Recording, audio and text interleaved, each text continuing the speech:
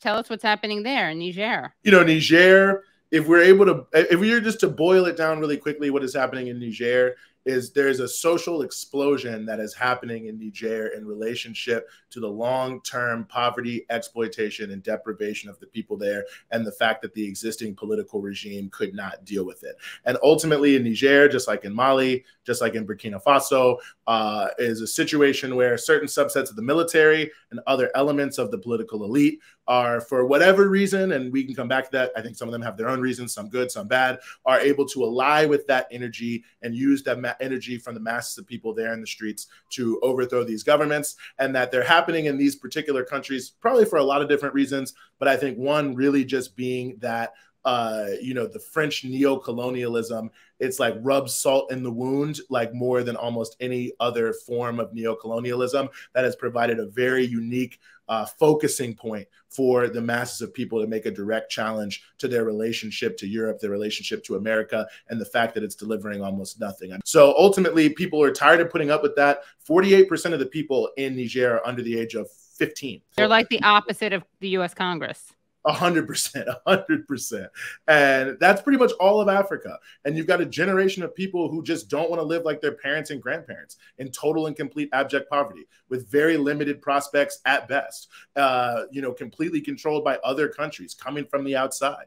And so ultimately, people are fed up, they're pissed off, they've been protesting, leading these mass movements, and at a certain point, they were able to get a certain subset of the military in some of these countries to come in and put forward a transitional process. But, you know, it's not being manipulated by Russia, by what you're hearing. That's totally fake. You know, you look at the organizations that are leading the protests, that are backing these military transitional governments, M62 in Niger, Yarowello standing on the ramparts in Mali, the National Coordination of Civil Society Organizations in Burkina Faso. And these are all broad-based organizations that involve all sorts of Pan-African organizations, socialist and communist organizations, trade unions, just average everyday people who have been coming together and have been pushing against French neocolonialism, against the CFA franc, for a better life, against these military interventions coming from the Western countries. And some of them, yes, are saying that we could have a better partner in Russia than in the West. And I think, you know, okay, that maybe a lot of people in America might not like that.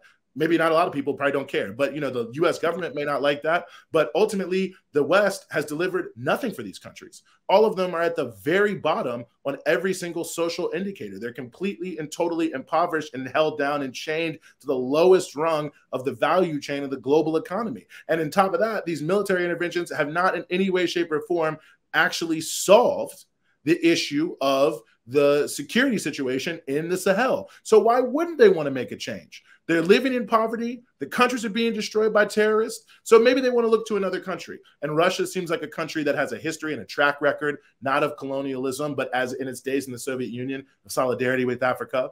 It's a country that has already been offering, but ultimately because of its own problems, you know, can be dictated to, because they, you know, beggars can't be choosers situation for Russia. So when it comes to education and providing scholarships, which have been increasing significantly there, when it comes to providing security assistance, when it comes to providing not just the training, but the technological and economic relationships to move up the value chain. So it's not just resource extraction, but that real industries can actually be developed in these countries in a major way so that people's lives can improve, that Russia might be a better chance for them. So yes, some people are waving Russian flags. Yes, some people are saying down with Macron, up with Putin. It's not being controlled by the Wagner Group. It's not being controlled by Putin, but people are looking to change a system that is flagrantly not working. The former government that has been deposed in Niger, their finance minister said last year that there was a social time bomb in Niger because they had failed to such a great a degree to provide anything for the masses of people. And that time bomb has now exploded. And it's exploded in Mali and Burkina Faso.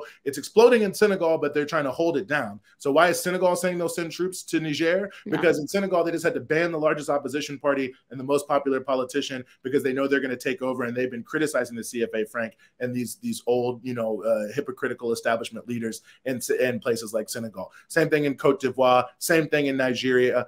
You have all these decrepit political regimes that have people just being completely and totally, you know, completely and totally worthless in terms of actually delivering for the people, despite generating great wealth for a thin layer of elites and many other people who are there. So that's basically what you have happening in Niger, is you have people are tired of putting up with this completely ridiculous situation that is keeping Africa in such a terrible social and economic reality, and that is really ultimately behind all these different conflicts. They're standing up, they're pushing back. And in the context of geopolitics, since they're standing up and pushing back to policies that the US and Europe like, they are then in the crosshairs, and they're being accused of being agents of Russia, controlled by China, and all these other things in order to prevent people from understanding what's really going on here, which is that African people, forget Russia, forget China, African people are increasingly standing up for their rights, for their dignity, for their livelihoods, and they're willing to take bigger risks. They're willing to challenge bigger forces. And, you know, we talk about a multipolar world. You see Africa trying to emerge on its own as a pole, on its own as an institution to restore. You know, in China, they talk about 100 years of humiliation. And that's why one of the reasons people support the government there, because in 1949, they had a revolution that ended the complete and total dismemberment of the country by colonialism, you know, the opium wars and all these other things. Africa's had 500 years of humiliation. The slave trade, colonialism, and that's both the Western slave trade and the Arab slave trade. That's the colonialism that was put on for hundreds of years. And people are saying, enough with this. We have to stand up and we have to change this and we have to turn things around, or we're going to have another generation that's basically a lost generation because they have nothing to look forward to or nothing to help support themselves. So that's basically, in a nutshell, what's happening in Niger.